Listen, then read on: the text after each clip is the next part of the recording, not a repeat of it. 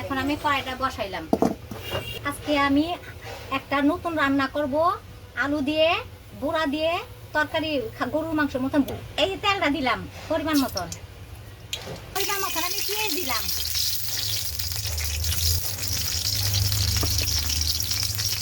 এখন আমি নেড়ে ছেড়ে দিচ্ছি।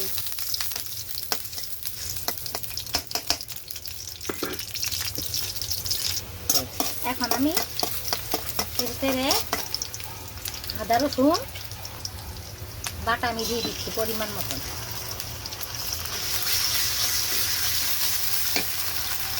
দইনার গুঁড়ো আর ওই যে দারচিনি এলাচি বাটা আমি দিয়ে দিলাম।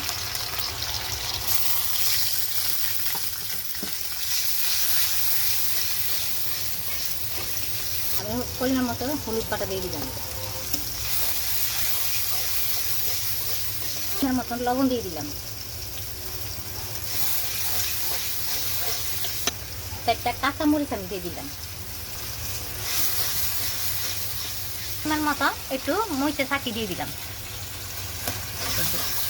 দেখতে সুন্দর দেখা যাবে, কালার হয়েছে। এখন আমি আলুটি দিয়ে দিলাম, আলুকে আমি তেলে ভাজা রাখছিলাম।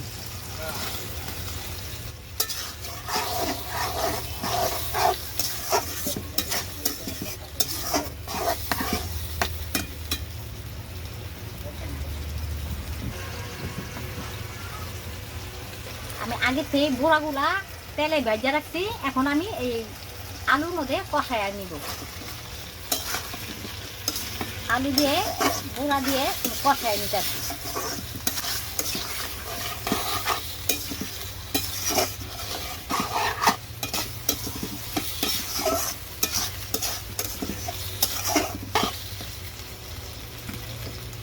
মতো আমি পানি দিয়ে দিচ্ছি।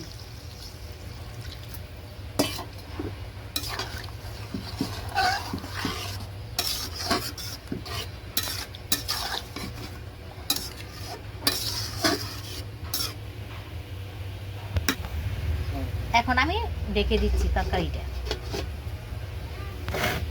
এখন আমি ঢাকনাটা নেমে ফেলছি। এখন আমি একটু নেড়ে চেড়ে দিচ্ছি। আমাদের ডাইলের গুঁড়ার তরকারিটা আমি এবার এখানে একটু জিরা থাকি দিয়ে দিচ্ছি স্বাদের জন্য। আমি একটু দারচিনি এলাচি বাটা দিয়ে দিলাম গুঁড়াটা।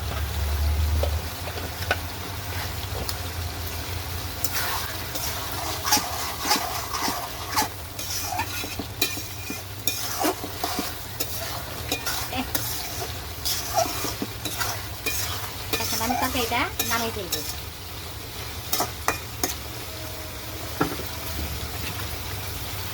আমার তরকারিটা যদি আপনাদের ভালো লাগে, আপনারা আমাদের একটা লাইক কমেন্ট শেয়ার করবেন।